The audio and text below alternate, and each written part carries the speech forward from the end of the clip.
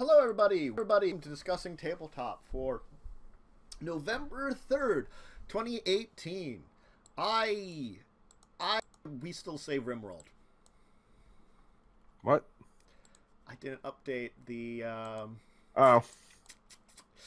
Oh, boy. You know, it's a wonderful day when I forget something. We need science, apparently. Yep. Let me update that. Hey. Yeah, it's episode 93. Thanks. We're getting old on this channel. God, yes. Let's switch that to talk shows and podcasts and discussing tabletop and the date and the episode title. We really need to change everything. Anyway, yeah, welcome everybody. I hope you're having a great 3rd of November, Saturday. Your choice on that one. Hey, it's updated. Hey, we fall back tonight.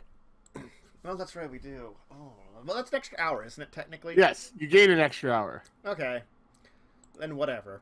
Yay, more sleep. Mm-hmm. So we have an interesting selection of things for you to talk to you about today. We're going to talk about Shadowrun Crossfire, the board game. The new version of it and the refill packs. We're going to talk about the Pathfinder RPGs, the Construct handbook that came out, and then a couple more board games. Munchkin Steampunk has a new Kickstarter based on Girl Genius or Genius Girl. God damn it. Forgetting. I didn't put it in the docket. Which one is it? It's, give me a second. Girl Genius. Yes. You had it right the first time. The webcomic.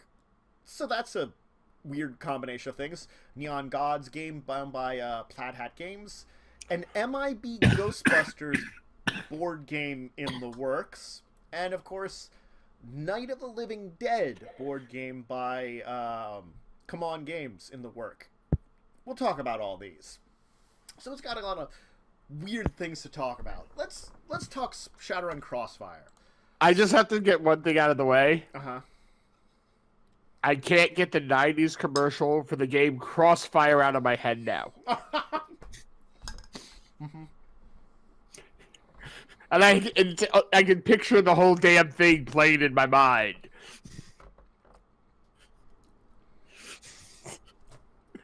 So... Sorry. Just had to get that out.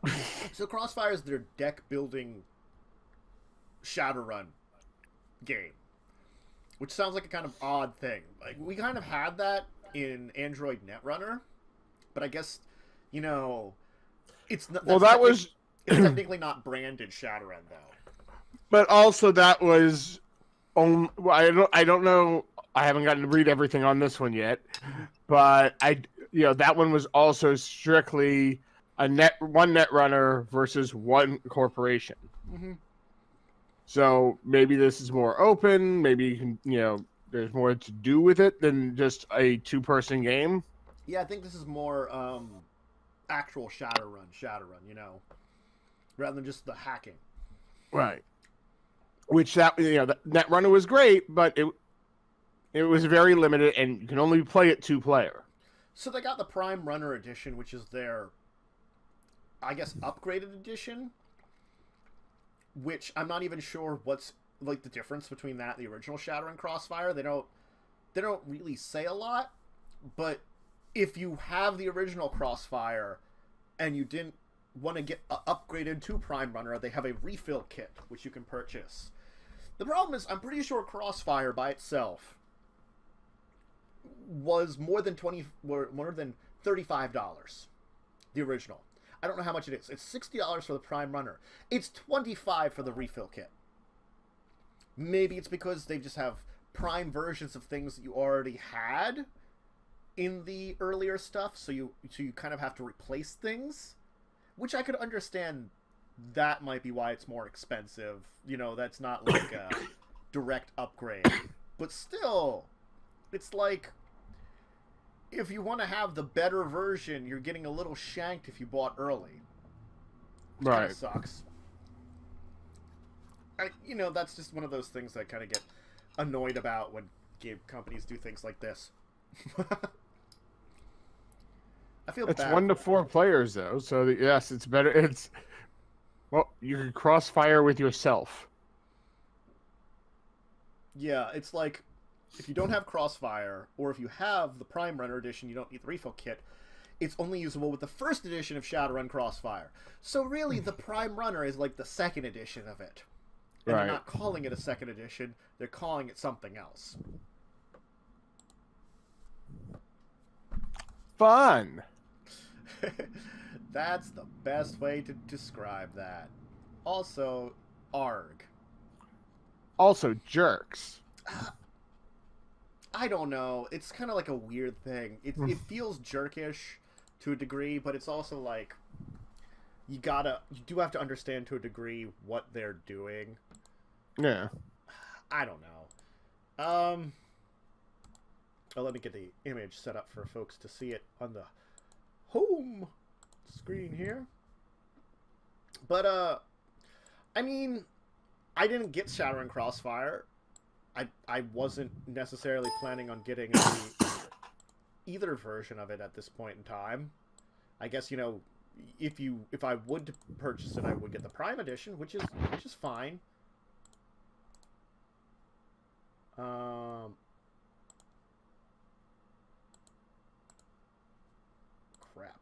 That went weird. I hope not.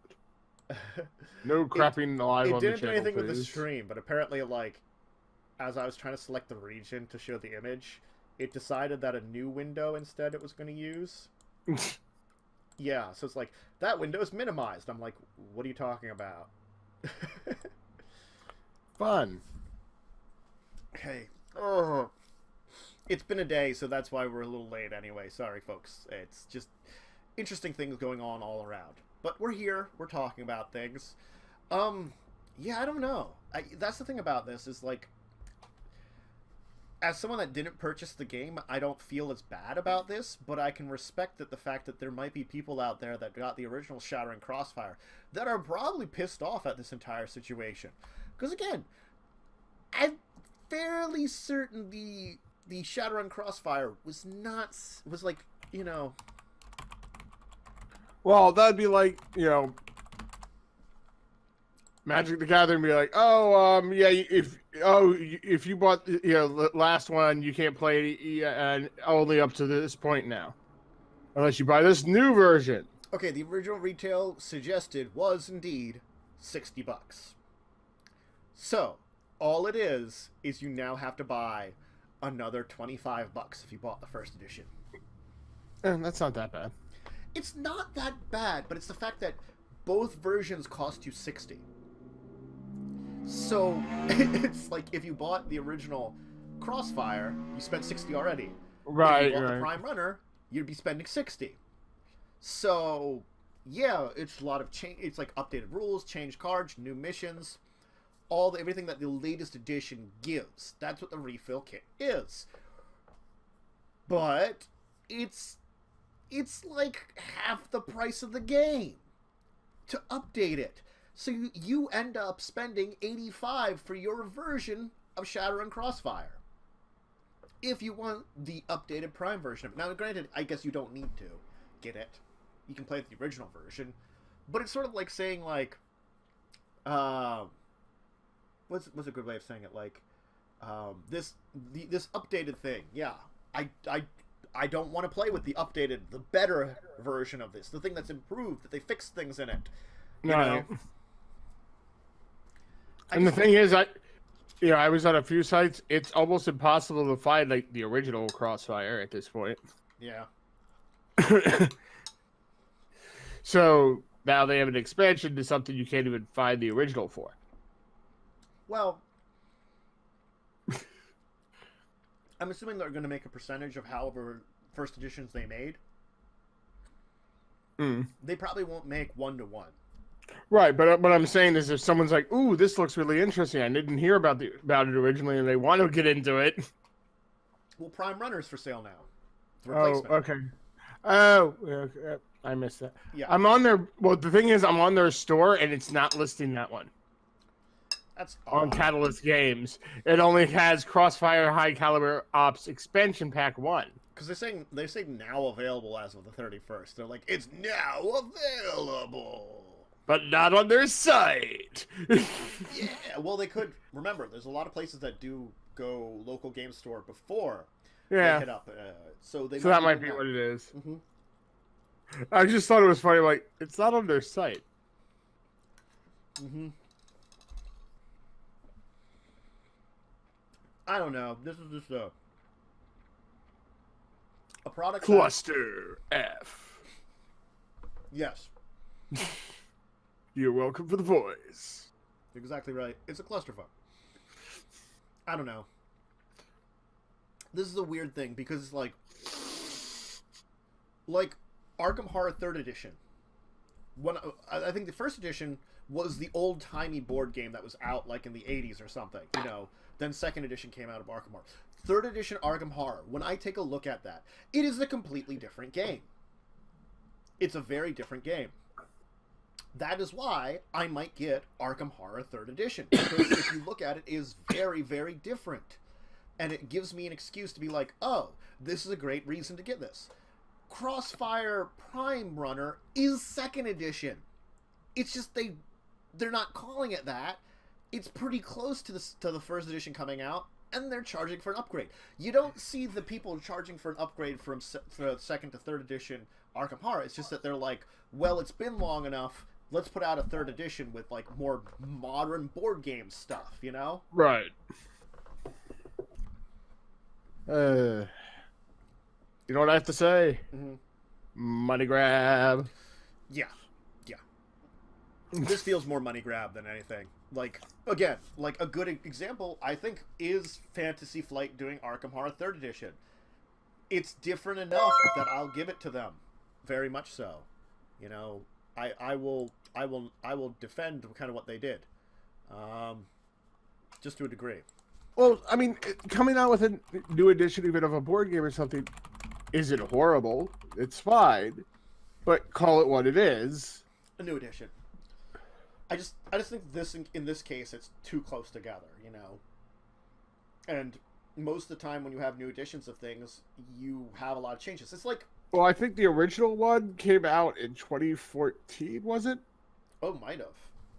Yeah. So I mean, it's only 4 years ago. Yeah. So that's not that, because I think that's what I saw on one of the sites, because I was having a hard time finding the updated one. Oh. And I was finding a lot of the older one, which I think it was 2014, which, you know, it's only 4 years. That's not that long. You could have just did an edition, you know, you could have just came out and said, okay, we're adding new stuff.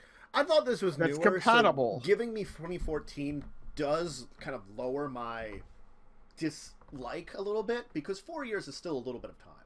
It is, but I'm saying, but they never came out with any add-ons for that one. That's true. So it could have just been, you know what, instead of making a whole new edition, let's make an add-on to it that updates some of the rules and makes it more what we want. Yeah, I mean, this kind of harkens me back to... the only thing I could say is, sorry to interrupt you. Yeah, it's fine. The only thing I could say is, unless people had certain complaints about the original, and they're like, okay, we're going to address that, retool the entire game, and then come out with a new version. That's true.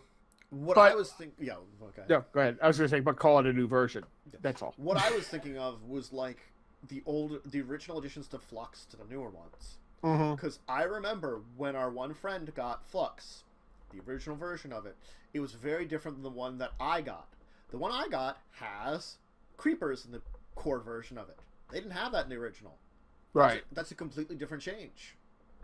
You know, that was something that was introduced in a different version of Flux that now we were seeing kind of thrown out here like that. So I think it's very interesting that you look at that kind of thing in the evolution of games, and that maybe Crossfire isn't so bad on its own, that it becomes more of an option, you know. I think we don't know enough about what the entire list of updates are, and I almost feel like you would have to own the game to get a good idea, like consulting the rulebook that they have, because it's fun that they have a new version of the rulebook up, but I could look through there and say, I don't know the difference between this and the original Crossfire, I would have had to own it to be like, oh, these are all the differences between the games that make it that this is why it's so much better, and maybe I should upgrade. Right. So, I feel like maybe expressing why they upgraded it might have been better too. Why you should upgrade it. Yeah, it's like, here's, basically come out, here's what we did. We listened to your feedback. We retooled it. Mm-hmm. And here's what you asked for. Mm-hmm. Definitely. Now give us $85. Technically, it's only $60 or $25. Or 25. I thought it was, okay. I thought it was 60 and then another. It's if you had the original, it's only another 25. It's still another 25. Well, but that's like almost adding an add-on to your game. You know what I mean? So it's like. Well, that's the thing. That's why I was talking about it. It's not like a perfect add-on though, because it is like some redone stuff and replaced things too. So it's like it's an odd add-on. But at least if you have the original, it's not you have to spend another 60. That's true. That would be a dick move. Yes, they're not complete dicks. They might just be partial dicks. Anyway, let's move on. Yes. As fun as that one is there. So let's talk about Pathfinder. Hey, they have the Construct Handbook. Is it just me, or is like every week is another Captain Obvious book for Pathfinder nowadays? Again, I don't know why when you're trying to... I know it's still in beta, but when you're trying to start promoting second edition... Yeah. To keep coming out with books for the original. Well, I think they want to keep up with it, and if they make the new current line of books closer to what second edition is, and if they have the rules for converting them very easily, I don't think it's necessarily a problem. I know, it's just... To me, it would be, why don't we hold off for second edition? Yeah, I don't know. That's another thing about it. Yes, it's like that. Because even if you have the rules for conversion, it's still an extra step you have to do. Oh, yeah. And it's not always a perfect conversion. Mm-hmm. And with what they're changing a decent amount of the base rules for the second edition. Yep. So it's not going to be a perfect conversion. I don't know. That's my whole thing with them putting out more material. Now, yes, you're going to have some people who stick with the original and don't move on to the second. Yep. But from a business point of view, it would make more sense to try to push people to your new product than to keep putting stuff out for your old. Well, I think they could have chosen the materials better. Like the Sandpoint book. I think that was a perfectly fine book to put out at the tail end. Because that has just basically campaign setting information. Right. There are certain aspects of it that are probably not helpful, like if they give NPC stats and things like that. But you could always come out with like a updated NPC book of like people in the Inner Sea, on second edition. That's be like, hey, we did all the conversions for you. Here's like a whole bunch of material from a whole bunch of locations combined in one spot. Makes it easy. You can still use all those campaign books. Right. The campaign book I don't have that much of a problem with, but with something like this... Yeah, it's constructs. It's a type of creature. And granted, it's a type of creature that we should have had a book for, if you're going to have a book for it, like a couple years ago. Yeah. But yeah, it's the kind of book that I don't think we necessarily should have had now. I want some Clockwork Goblins, though. Yeah, or gladiator robots, or sand golems. No, Clockwork Goblins. Because they sound almost useless. They probably are, but that's besides the point. It sounds like one level above a trading dummy. It's cool that they have like extra. It's basically extra monsters. Yeah, but it's the back end of things, and you're adding your clockworks, your golems, your robots at the back ass end of everything.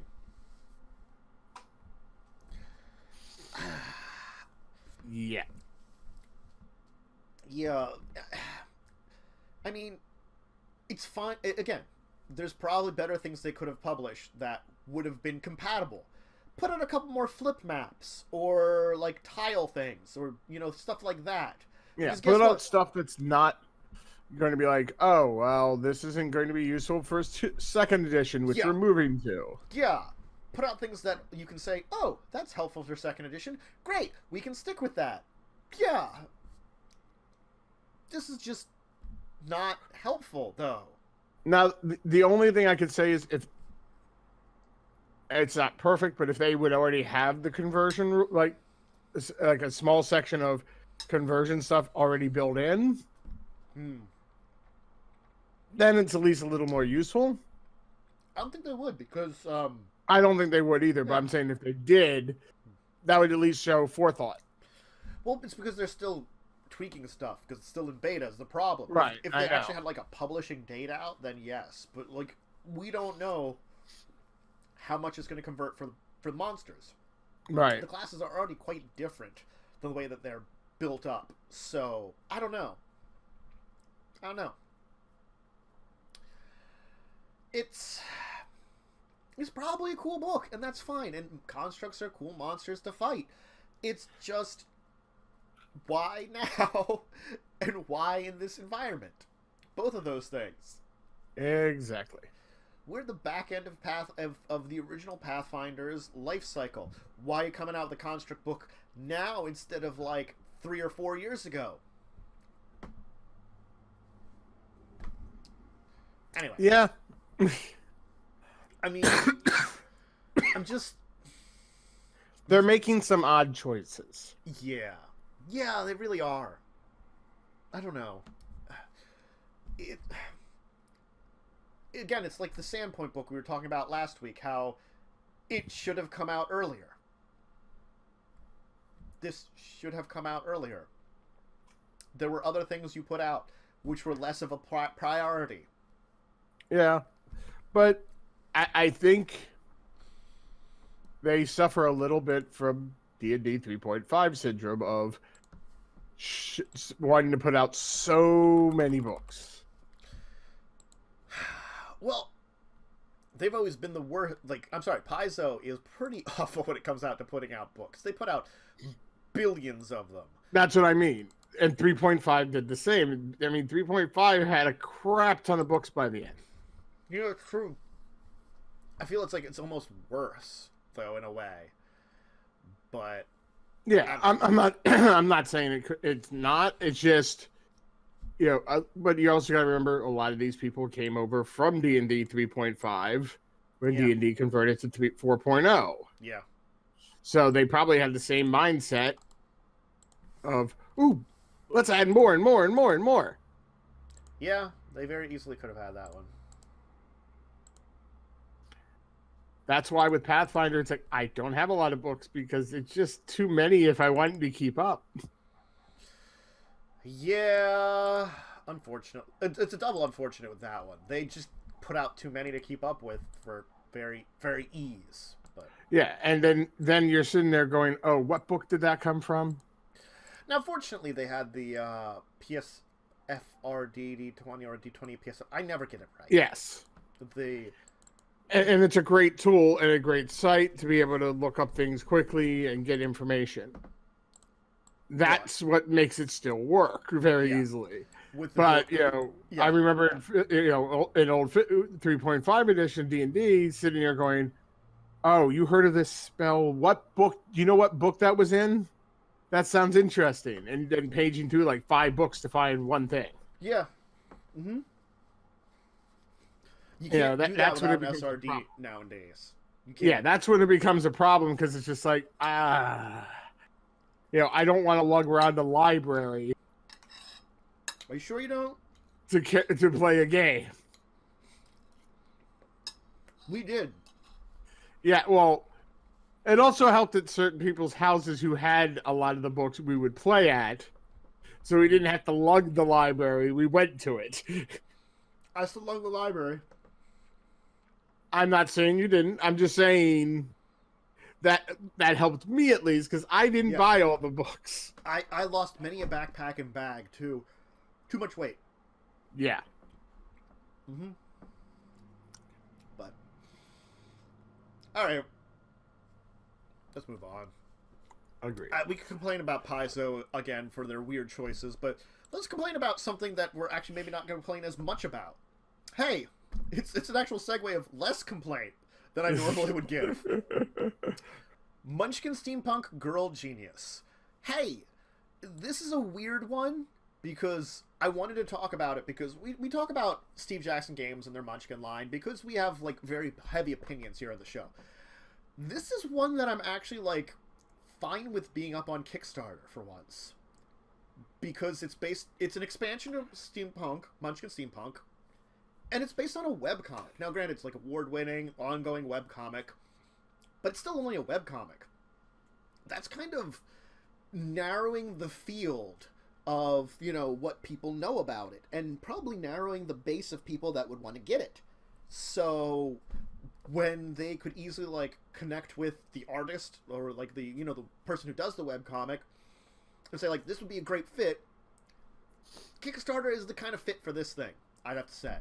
You know, there are certain Munchkin weirdness that they do that I will say fit for Kickstarter. They just do everything on Kickstarter, which annoys the crap out of me.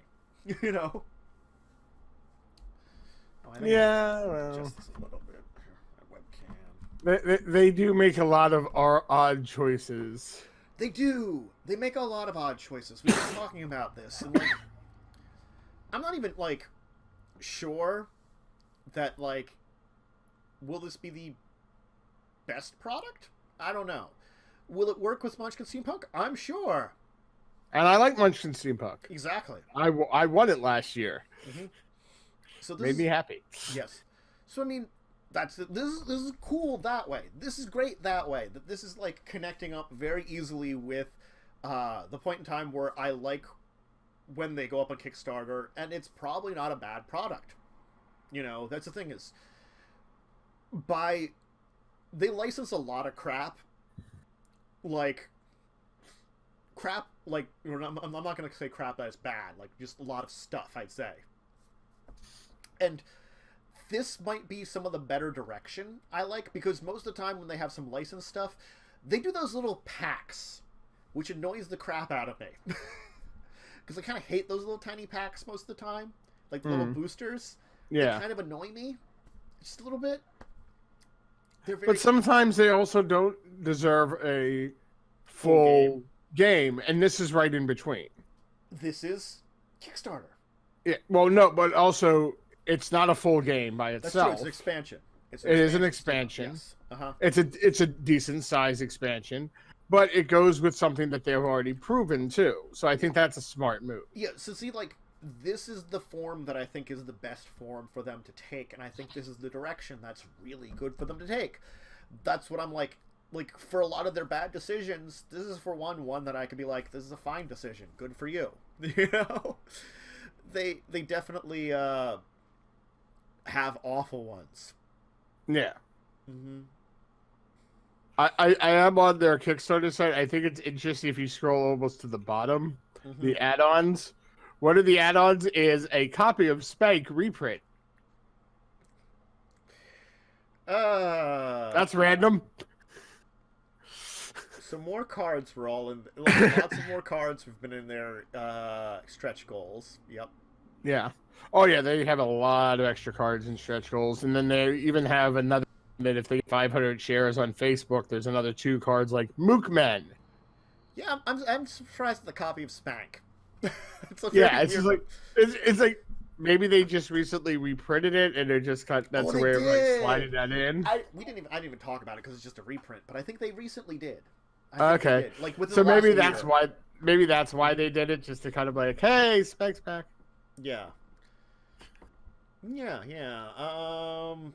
Now my question for the stretch goals is: are the stretch goals? Do they look like they're just cards? Are those going to be just Okay, so they do talk about the stretch goals. I think they're just cards that you would only get if you Right. participate on. Yeah. Mm-hmm. But there's a bunch of them, so it's sort of like just going for the $15 one might not be bad because there's already a lot of them. Yeah. You know, 1, 2, 3, 4, 5, 6, 7, 8, 9, 10, 11, 12, 13, 14, 15, 16, 17, 18, 19, 20, 21, 22, 23, 24, 25, 26. There's already 50% more cards than they had in the base things. Yeah, and it's for all of them, but it looks like all of them but the spinners are all reward levels. Yeah. So. And they're probably hit their other 2 stretch goals. Yeah, they have a lot of days to go still, so they can. And that's another 6 cards. Yeah, which is a lot, and they might even add more after that too. That's the thing. Yeah. So even if you're doing just the cards, the $15 pledge, you're still going to get all the stretch goals for all the other cards. Which means that at this point in time, I have to say this is actually kind of worth it because it's just normally it's 56 cards, and if you're considering already we're hitting up to like what, more than like half of what that is. That's a really good amount of stretch goals of extra cards to expand it. To make it much more worth it for the $15. Granted, $15 is around, I think, the normal expansions, but I think, But with all the cards extra you're getting, it's really worth it. See, I usually feel like 56 is a little light for a Munchkin expansion, but that's why they make this actually valuable. Because at this point in time, where they're hitting it, I think this is around the normal point for a Munchkin expansion. Don't forget the tokens you get, though. I mean, I forget a lot of things about Steve Jackson games because they give me a migraine. You get 9+2 combat tokens / +3 combat tokens. Ooh. 9+1 combat tokens / +1 runaway tokens, and 6 gear no gear tokens. Oh man, so special. Yeah, Batful. It's so special. Look, it's probably cool that they have all the tokens and stuff. I mean, that's not something I'm gonna necessarily complain about. I'm just saying. But yes, it is. Curse, invention explodes. Yeah. Yeah, that happens. I hate when my inventions explode. It happens way too much. We tell you, keep watching out for those inventions. You don't want them to explode. Alright, I was going to check something quickly here. If Steve Jackson Games' website would be cooperative. What are you looking for? I'm already on it. Okay, I was going to look up on the previous expansion we were talking about the other week how many cards it was. Oh, okay. Let me... Okay, give me a second. Are you found it? 112 cards. It's $20, which is about the same price for they normally have. So the thing is, I'm pretty sure at this point in time, I call a little shenanigans on the base game without the Kickstarter for this one, because for 56 cards, which is half of ours, it's not $10. It's 15. Granted, they could maybe sell it retail for that because they're putting all the unlocked stretch goals, and at this point in time, with the unlocked stretch goals, they make it the same value, if not a little bit more. Right. So, because it would have to be 75% of that for $15. But right now, the Kickstarter is definitely worth it, I will say, because it is in that range of cards price. So, but I'm curious as to how much shenanigans I can call when it's actually out. But if you're a fan of the Girl Genius webcomic or Munchkin Steampunk, check out this. It's definitely something to cool. And it's up for another 18 days, so probably well, I don't know how many stretch goals are going to go up to. They only have up to the 45,000 one. They might have more thought in the future, but... Okay. I just found something weird on their site. Okay. Please. They have a level tracker game mat that it's a big circle. you can choose how you want to travel on it and get certain bonuses at certain levels depending on how you travel on the map. That's weird. Well, they are known for weird little things, like if you have the one of the bookmarks, you get this ability during the game. It's another one of those. Or a t-shirt. Yeah. Or I have my stuffed zombie Cthulhu stuffed zombie chibi Cthulhu.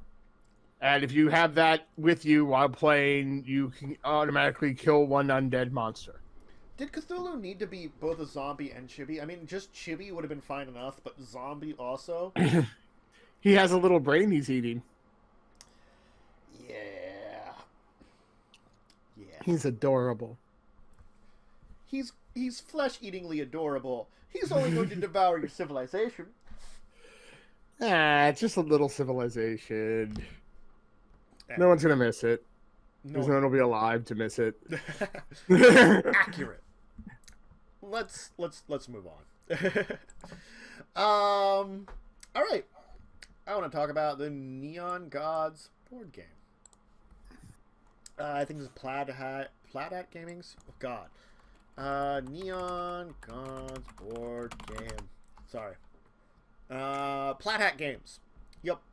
I had it in my brain, the correct nuns, but I wasn't saying it correctly. Because that sounds like me.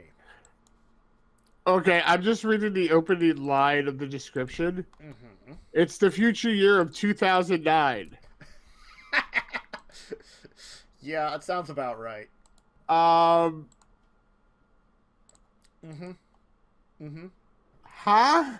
It's probably based on 80s.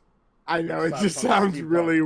Yeah. I know, it just sounds really weird saying it's the future year of 2009, 9 years after that year. Yes.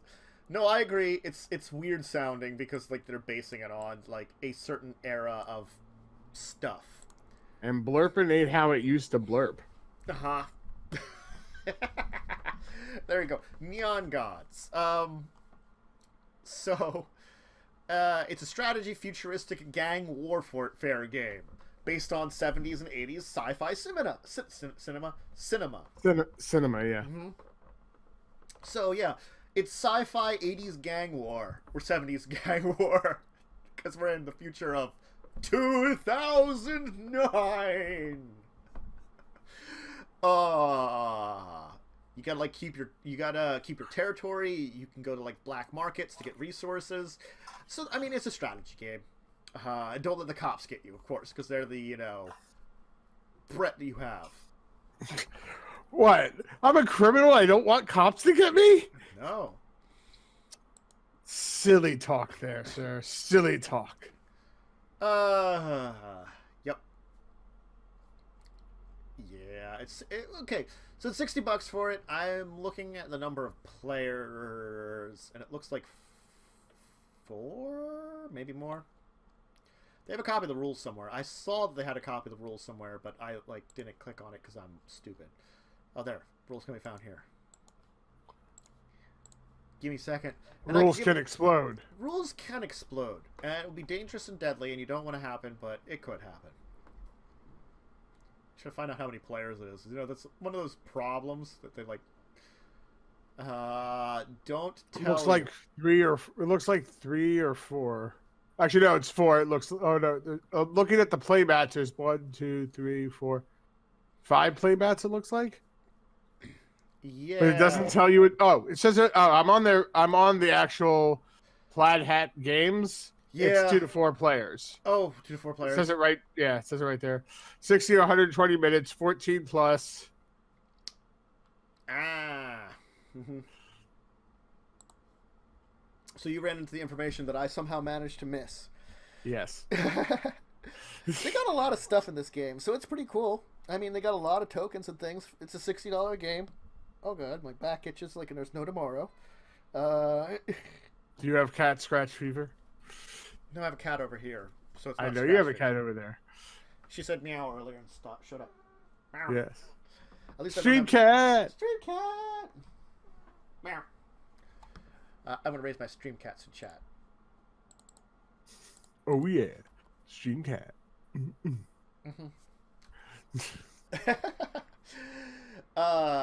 No, this looks like an interesting game. I mean, I like the fact that it's the future year of 2009. I'm sorry, that kind of wins it for me, just in general, just because it's so silly. Because yes, we are basing it on a historical version of, what we saw the future as. Yeah. Which is kind of a weird thing to think about. That, like, the future, like, back in the 70s and 80s, we saw the future like this. It didn't happen that way, but it could have. It could have been filled with neon and gang fights. There's probably still gang fights, but less neon. Well, it kind of makes me think of Demolition Man in a little way. Oh god, Demolition Man. Yeah, oh yeah, that's a weird alternate future world. Which we're not far away from. It took place in 2032. Yeah.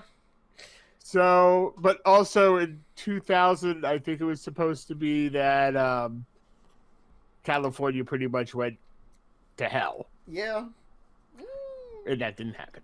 No, it didn't happen. Thank you for not having all those predictions, Demolition Man. We need at least California to stay strong. Oh, California, please. But who knows? Maybe we'll have some cryo prisons in our near future. I'm not going to even go. And in that 3 she cells. The 3 she shells is weird and never going to happen. But the cryo prisons, I'm not going to even talk about something so stupid as that plan because that's going to get into politics, and I don't want to get into politics right now. Yes. Anyway, Neon Gods, yes, it's totally being it's totally available now. I don't know if it's still, like, I think in some version of their shipping, so it might still take you a little while before you get it. But you can order it from them. Let's see. Winning the game. The game ends after the final daylight phase. So the player with the most blurb wins the game. Mm-hmm. You want all the blurb, don't you? Oh, you know I love the blurb. Mm-hmm. I don't even know what blurb is. No one does. It sounds like something you should take some medicine for. Yeah. Oh, I got blurb all over me. Blurb is weird. Anyway. Alright. Let's move on. Hey, there's a brain in the jar on the box. Yes. That's cool. With a kind of worried smiley face taped onto it. Yes. Yes, I just saw that and thought it was weird. Sorry. No, it's okay. Distractions. There's a lot of weird things on the box. The box is like a weird neon. I don't know how to describe it beyond there. I can't describe it. That doesn't sound amalgamation. Awful. There you go. That's fine. We'll use amalgamation. That sounds good. All right. So, oh boy, here's an interesting one to talk about. There's a board game, and it is going to be a crossover of Men in Black, MIB, and Ghostbusters in board game format. They're back in board game format. In what way does this work? I don't know. Like I said, what are alien ghosts invading the world? I don't know. It's so weird. I mean, yes, they're both in New York City. Yeah. Which is a excuse for that to have existence as a crossover. But that's about the only similarity. It's IDW, so they do a lot of licensed stuff for their games. So yeah, it's IDW and Panda Cult. Yeah. So IDW does a lot of licensed stuff. You know, they do. I think that's their bread and butter is like licensed board games and stuff like that, and licensed games, which is not a problem. I have no problem about licensed games. I wouldn't have a problem with a Men in Black game. I wouldn't have a problem with a Ghostbusters game. Do they need to be combined? No, I think they'd make fine games on their own. Yeah. Now, granted, this is in development, so they're not going to see anything until 2019. So it will be a while before we would actually see what form this game takes. And that's my question is to, like, how would it work? It hurts my brain, and some of the stuff on the box. Okay, they do call the possible box. They're calling it the Men in Black / Ghostbusters Ectoterrestrial Invasion. So it is alien ghosts. You were correct. That's stupid. It's a miniatures loaded board game featuring the two of them teaming up. Groups. Yeah. 4 figures from each group. It seems like. And the 2 teams will have to face the unearthly threats. Uh-huh. And okay. Be friendly competition, apparently. Even if there's alien ghosts, what is Men in Black going to do? They can't fight ghosts. Oh. So they're planning on coming out like sometime next year, before June of 2019, because there's a new Men in Black movie set for that. I didn't remember that there was one. Oh, I didn't know there was a new Men in Black Black movie. I don't know if it's like a reboot or a sequel of some form or anything. I haven't heard anything about it. I don't know what else they could do with sequel-wise. Spin-off? Maybe spin-off? Yeah. You know, like I don't know. Yeah, I didn't even know. Like on the box, though, one thing that looks really weird mm-hmm.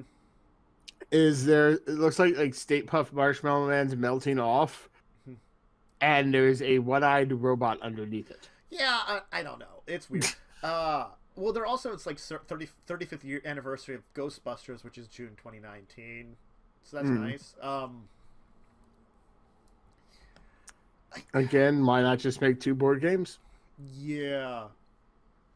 They're doing the miniatures from the people that did Super Dungeon Explorer. And Super Dungeon Explorer has really good miniatures. So, I mean, it will be really nice miniatures.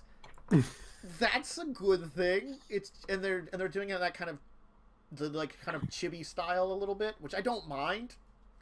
I don't mind that style of art. It works well for miniatures for a game like this. That's fine.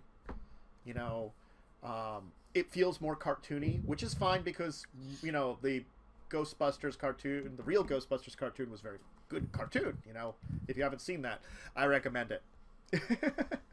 As a little weird side shill there. But yeah, I don't know why together. It's so weird. Yeah, it just, other than the fact they're both in New York City, it doesn't have any. They don't have really anything in common. Well, the new MIB movie and Ghostbusters 35th anniversary both happen in June of next year. Yeah, but still, that would tell me let's create a game for each. Not let's create a game that combines them. Some executive somewhere wants to save money. All the money. But they would make more money having 2 different games. Development of a game does take an amount of money and stuff like Yeah, that. I know. I'm just saying. And maybe they're thinking, like, neither on their own would be popular enough? I don't know. I think both of them would be popular enough. Especially with... I don't know about Men in Black, actually. That's the one. Well, with Men in Black coming back out with a new movie. That's true. And which now I'm gonna look that up because god awful.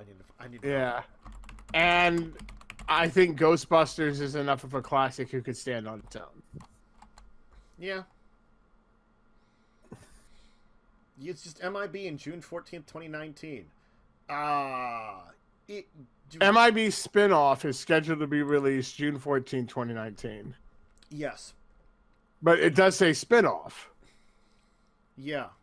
So it's a spin-off. Okay, that's fine then. If they spin it off with something like alternate characters or something set in the same universe, hey! Oh, okay, so it's London-based team. London-based team. So yeah, this film is a spin-off of Men in Black film series, which is loosely based on the Malibu Marvel comics of the same name. And it's in London. Okay. I'll give it to you. Sure. Will Smith's still in it, though. Chris Hemsworth, Rebecca Ferguson, Liam Neeson, Tessa Thompson, and Will Smith are all in it.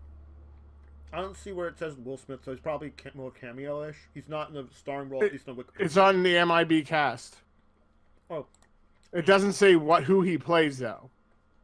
Okay, but he's in the IMDb one. Yeah, so let's see. Emma Thompson's in it.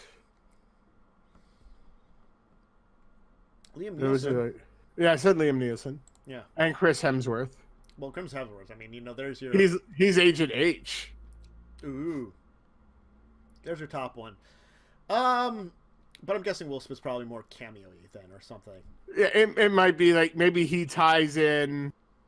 It's spin-off. They can tie it in very easily with something like that. But maybe Smith, it happens to be in London. Yeah. Anyway, so we've now successfully defended the MIB movie that's coming out this year. It's in lines for being okay. Because spin-offs, based in a different area, different characters, same universe, I'm okay with those. Usually, if they're interesting enough to stand on their own a little bit, using the same universe, but so that's an entirely different thing. And it's a good excuse for, yes, we're talking about a board game here, but Ghostbusters? Ghostbusters? Well, Ghostbusters, it's the 30. You said 30th, right, or 35th? 35th anniversary. That I could see them doing a game, just a Ghostbusters game, and it's standing up on its own. There's enough of a following for the original that I don't think that would be a problem. Yeah. And that's why I'm like, it doesn't make sense to me to combine them when both properties probably could stand on their own. It's not like one's weak and one's stronger. I think. Yeah, no, I mean, agree. MIB. The only reason I'm saying MIB is probably at the same level right this second is because of the new movie coming out. Yes, the new movie has the same chance. Is the reason that it will possibly work. This weird thing that's going on, and I think that's the only reason that it will possibly work. So, anyway, it's something to watch out for. The MIB Ghostbusters game about alien extraterrestrials that are ghosts. But no, that alien extraterrestrials was correct. No, alien ghosts. Yeah, alien extraterrestrials would be alien aliens. Yes, that's what I mean. Well, alien doesn't necessarily mean from space alien. It could be that. Fine, extraterrestrial ghosts. Well, that's why, like, when I say alien extraterrestrials, it doesn't make a lot of sense, but it kind of could. Yeah, but in the context, it already made. It's awful. Yeah. It's an awful misstep into saying. Anyway, I said stuff. It was bad. It wasn't even on purpose. Bad stuff. It wasn't even on purpose. It was just like. Bleh. You sometimes say bad stuff. I know. I sometimes say bad stuff. Let's move on to our last topic, though. Hey, Come On Games.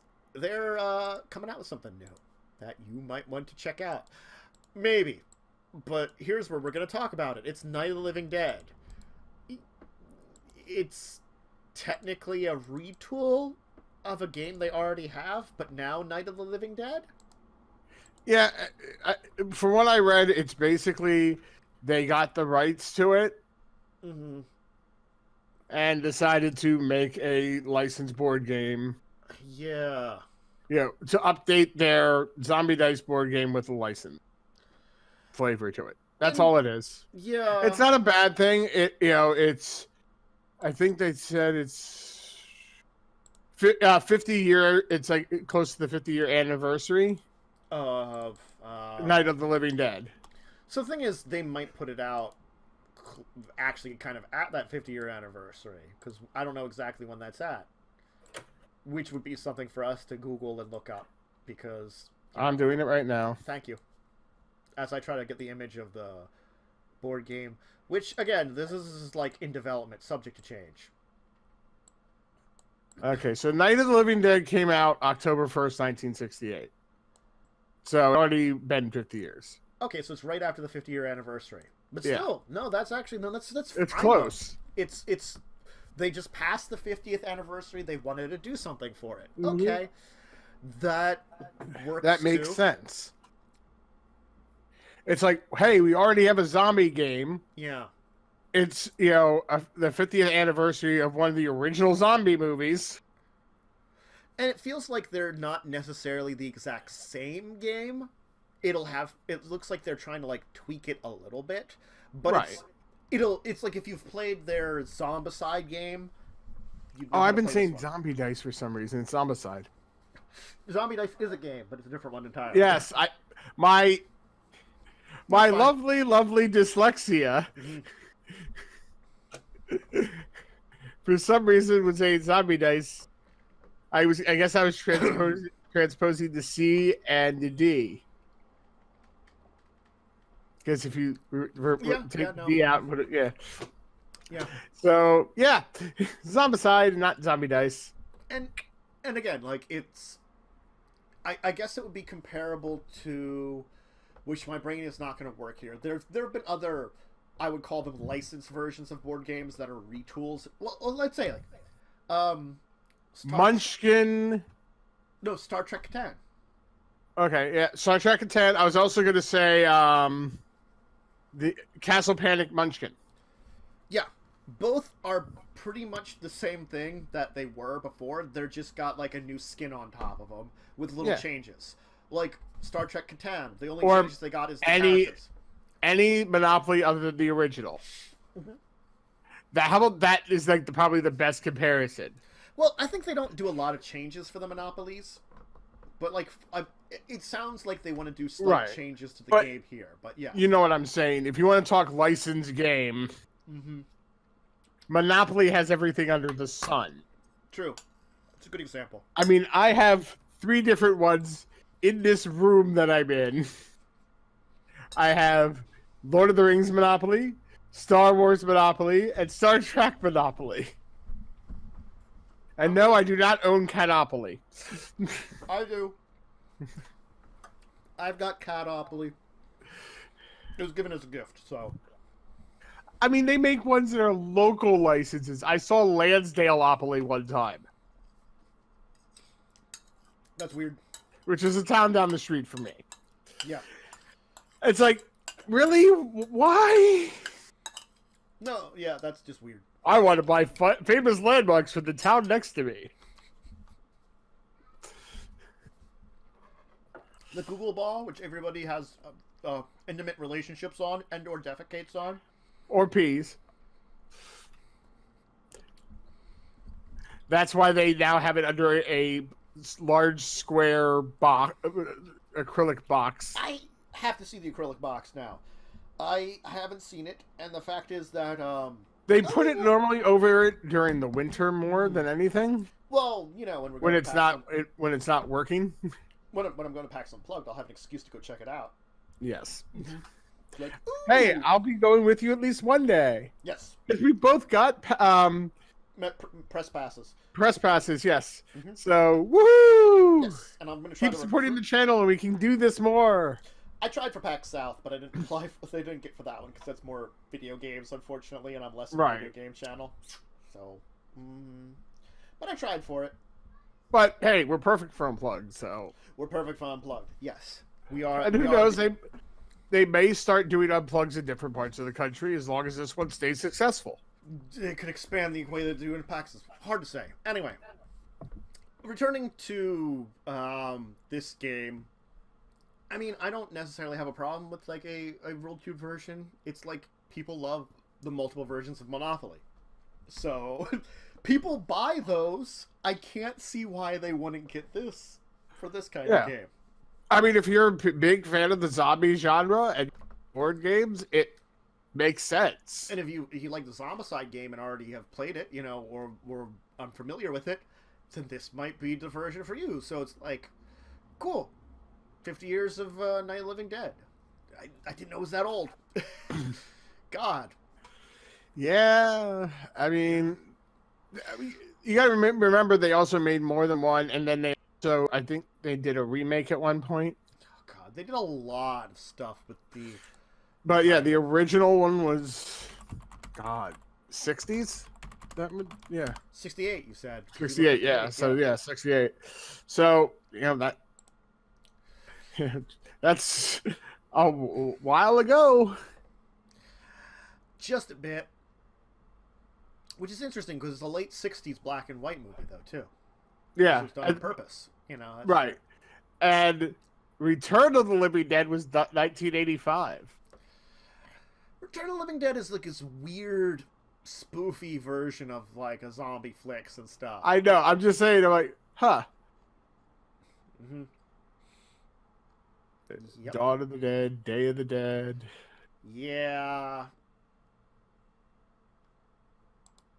There's a lot. Yeah. But that one was really what kicked off the zombie genre. So it makes sense to honor it with a game like this. Wow. God. Okay.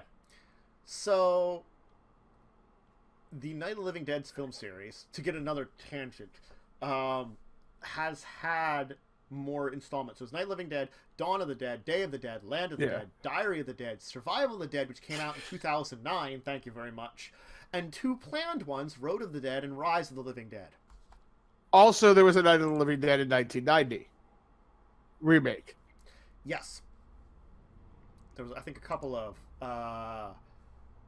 And then there's the entire Return of the Living Dead series, which went into 2005, with Return of the Living Dead, Return of the Living Dead Part 2, Return of the Living Dead Part 3, Return of the Living Dead Necropolis, Return of the Living Dead Rise to the Grave, which both Necropolis and Rise to the Grave came out, because apparently those were a sequel, yet not a sequel, because it was a dispute between Romano's partner and him created that series. So, yeah, it spawned a lot of movies. I'm just... Yeah.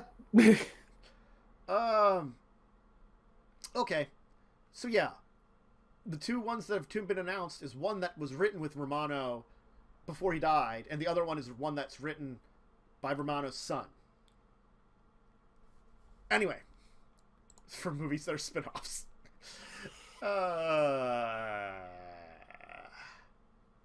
Yep. Anyway. So. Night of the Living Dead. Board game. Zombicide. Coming next year. Because probably everything's coming next year at this point in time. If it's not coming soon. We're 2 months out. It's coming next year. Coming to a game store near you. Let's move on, though. Let's move on to our regular segments that we normally have. Kickstarter Korner, Our Week in Tabletop, and Consult the Table. Let's start with our Kickstarter Korner. Do you have... I did not get a chance to get one today. Let me see. I'll claim Munchkin on mine. There you go. That sounds good. We did talk about a Kickstarter.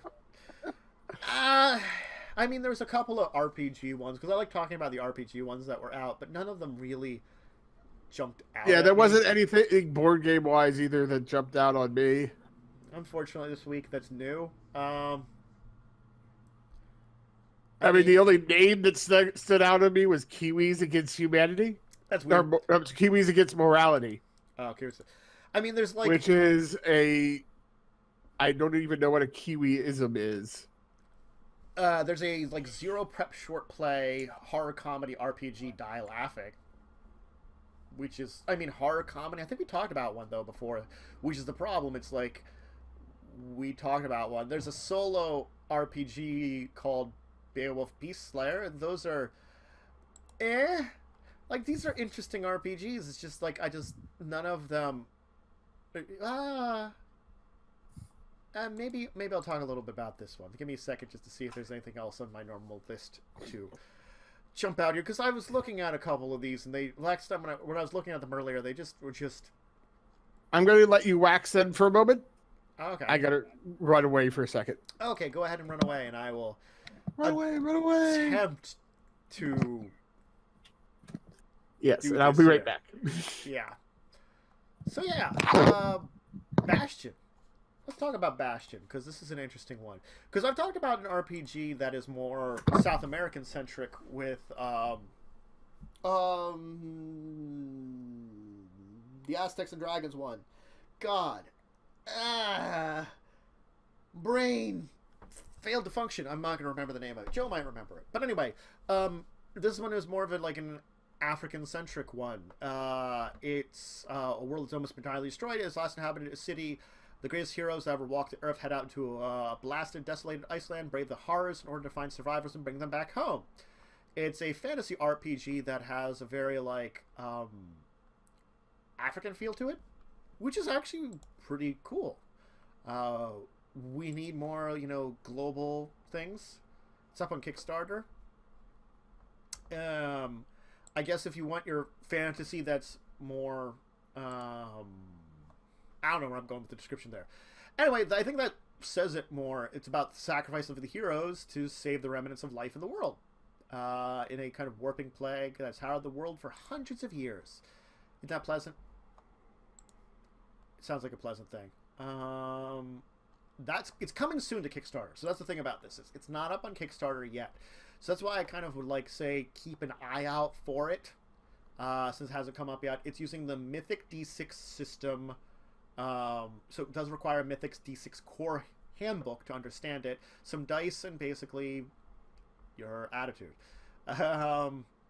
It is a post-apocalyptic game. It is a fantasy game, and it, that's the basically way to say it. Yeah. And it's got some interesting different kind of people. Talks about them. It's got information. The Kickstarter is actually coming out very soon. It's going to start in 3 days. Kickstarter starts on 6th. And you can get a sneak peek right now if you go to some of their sites and stuff. And it's sword and sorcery, which is cool. So, yeah, I like supporting some things like this because it definitely is an interesting one with being African-centric. So let me put the link to their site in chat so people can see it. And I will probably put up the link to their Kickstarter when I sorry, weird noises outside, when I get a chance to. All right, yeah, cool. Let's move on though. Since that I've returned. Yes, hi. You must be talking about Bastion, which is coming soon. Technically, in 3 days, the Kickstarter's launching, but it is a post-apocalyptic sword and sorcery fantasy based basically on a kind of African cultural kind of setting. So that's kind of cool. And that's why I thought it was kind of interesting, because we talked about the South American Dragons one, which I can't remember now, with Conquistadors, and my brain just forgot all about it. You know what I'm talking about, though, right? See, vaguely, yes. You know what I'm talking about, but my brain just went But let's move on, though, because I'm not going to try to get my brain to work. Our Week in Tabletop. Hey, let's talk about it. Joe, what do you have to supply for us with Our Week in Tabletop? I'm trying to think. We last Saturday played. We just played some. We didn't play test this at all. Yes, which is always very weird, strange, fun. Yes, quick, simple, easy, that kind of thing. Just have a little bit of fun. Yeah. Quick little card game. Sometimes you can win in the first round. Yes, this is highly accurate and kind of strange, but it does happen. You're just like, well, I won. Or everyone could lose in the first round. This is true also. And then played some hot shots. Which we died. Well, yeah, we lost. So I think you rolled really bad for the most part. I didn't roll so well at the end there. I'm like, I don't think I should fight this fire. I don't think I have a good chance. No, fight that fire. I'm like, okay. And we're dead. I mean, we were kind of at a damned if you do, damned if you don't kind of situation, I think. Yeah, I know. I didn't want to be. I'm like, I could just move away and let someone take a turn. We might have a slight better chance, and maybe we won't draw an awful card. I think your card would have put us in a situation which we're about to lose, and I couldn't have done anything about it. It was. We were in a bad situation at that point. Things have gone downhill very quickly. Yeah. As for myself, I have Legacies of Kain, which it was a little shorter of a session because a lot of things happened. Like Carpe Diem had to show up late anyway, and then Bubblegum Viking, she didn't have her internet, so we were down 2 players for part of it, so we started later, and they just did planning for their big mission that they're doing, pretty much. Got in contact with some people that might be able to help them. Then I had the Arbutus Club, where I'm a player on Winterbear's channel, which was great because I totally made a serial killer for a heist game that's in a mafia, basically. So that's an interesting character to be playing. You know, I'm like a sadistic monster. And I got to, while we were having a car chase, lean out the window with an ice cream bowl because we were eating ice cream earlier in the back of the car, wing it at the car that was following us. And I managed to hit the driver in the head. And the car, because the car was like crashing already, but I like made it like that. It totally crashed because I'm just like. But my thing was like after I'm like, I apologize. I was aiming for the windshield. I didn't mean to hit him in the face, but I guess I missed. And then we went to torture one of them, but one of them is like an experimental cyber soldier because this is like near future heist game. So it's like another like 20 years from now. So it's like someone was being experimented on, and yeah, kind of got into a little bit of trouble with that guy. But fortunately, you know, we got him killed as he tried to like murder us after breaking out of his bonds, which we did not expect. So it was a fun session. A little weird, but fun session. So that's been fun. And I've been prepping stuff for Madness the Land Season 2. Yeah. A lot. I am... done a lot of stuff already, but I have a bunch more to do, and I've just been chugging through them, prepping for that game. Oof, boy. Which, unfortunately, I probably won't be able to do. If you have the opportunity, there is openings for you to at least be for the first little bit. Right. For the first dungeon. I'm almost done. Hi, Aurora. Hi. Stream these. So you can see Joe. He says hi. Hi, Joe. Hello. I'm going to come and tickle you. He's going to come and tickle you. silly Joe. Anyway.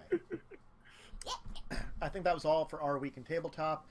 Let's go to our final segment, Consult the Table. This is where you guys ask us questions about anything. From RPGs, kind of get down. You're in the screen. You shouldn't be. From RPGs, tabletop, CCGs, you could ask us about TV shows, movies, anything geeky, all that kind of stuff. Go ahead, consult us. We have a Yahoo account where you can check us out on. You can reach us at any of our Twitters. You can reach me on my Discord. You can ask us here in chat. Aurora, get down. Be good.